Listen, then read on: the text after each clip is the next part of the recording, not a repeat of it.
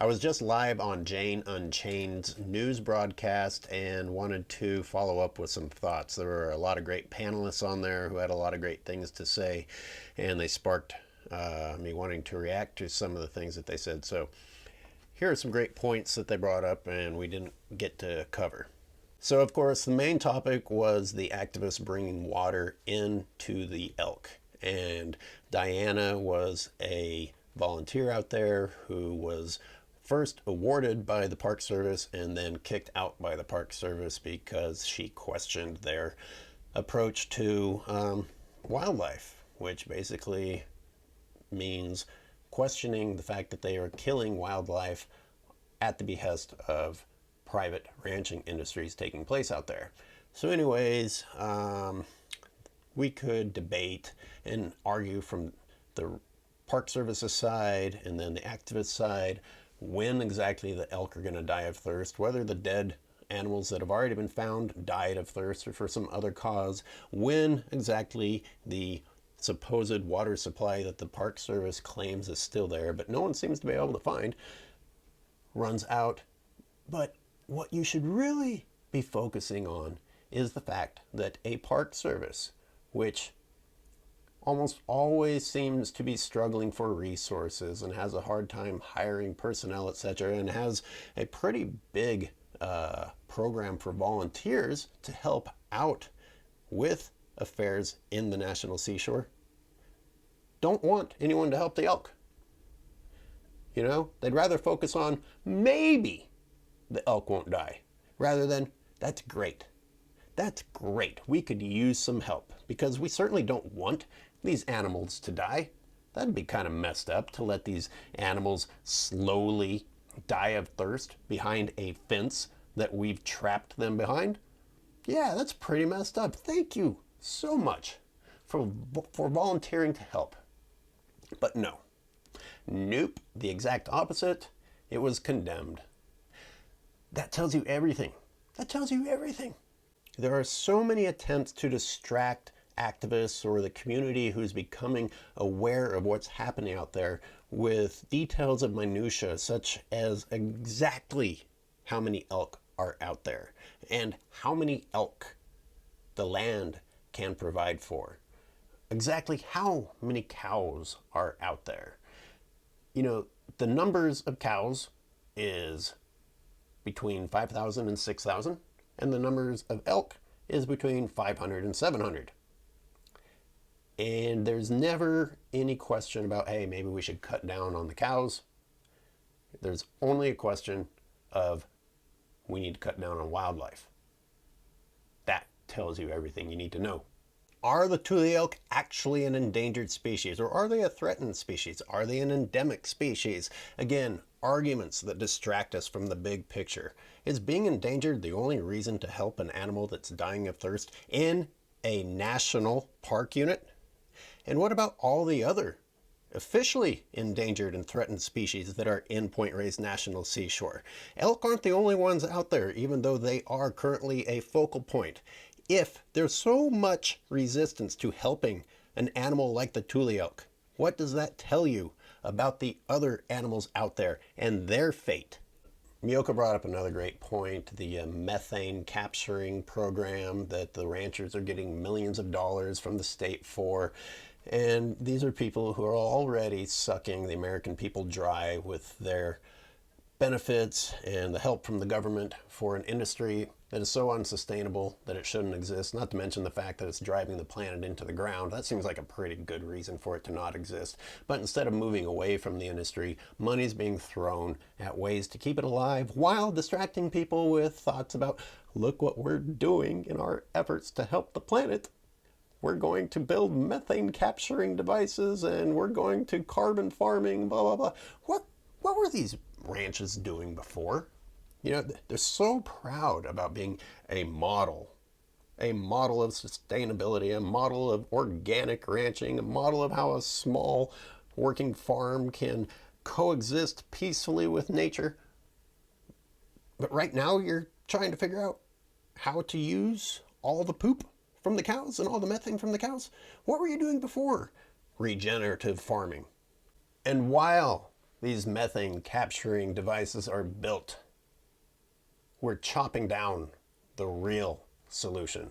We're chopping down the ones that nature already provided. We're chopping down the plants that can actually store carbon in the ground and capture methane from the air so that we can make room for more cattle grazing. But don't think about that, people. Think about the fact that they're pursuing ways to capture methane. And so here's California burning, burning, burning, burning. And in the meantime, we have the other side, the agenda, pushing that what we need to solve the burning is more animal agriculture, not less. Miyoko said that animal agriculture will be over in 10 years. And I understand that that's supposed to be hopeful, but everything is going to be over in 10 years. Look at the rate that things are changing. Where I live right now in California, and look, I moved from Kansas to California because I'm soft. I wanted to live in a nice habitat. I wanted to live in a state with great weather and beautiful surroundings. And this year where I lived, we topped 100 degrees in mid-April, and here it is nearly mid-September, and we're still over 100 degrees by a long shot. Things are not good. Things are not good at all. And the droughts are just devastating. And the fires are just devastating. And what do humans say? Well, you know, the solution is to chop down trees before they can burn. Or unleash cattle upon the landscape to try and eat everything that's alive. That way it can't burn. This is the same bullshit happening out in Point Reyes National Seashore, in that little peninsula. You drive through California, as I've said many times, and on both sides of the road, it's agriculture, whether it's crops or cows. And then you get to Point Reyes National Seashore, and it's more of the same. And the excuse for keeping it there is because of how important the tradition, the culture of these farms is, even though they exist literally fucking everywhere else. The only thing rare and special and beautiful in Point Reyes National Seashore is the exact opposite of those ranches. But we can't even spare that land. We humans need every goddamn square inch of the earth to raise our crops and raise our slave animals for food. Elk be damned, deer be damned, wolves, coyotes, bobcats, badgers, anything interesting, anything special, anything exotic, anything other than our food, our pets, and us, buy, buy, buy. If we can't see an economic value in it, buy.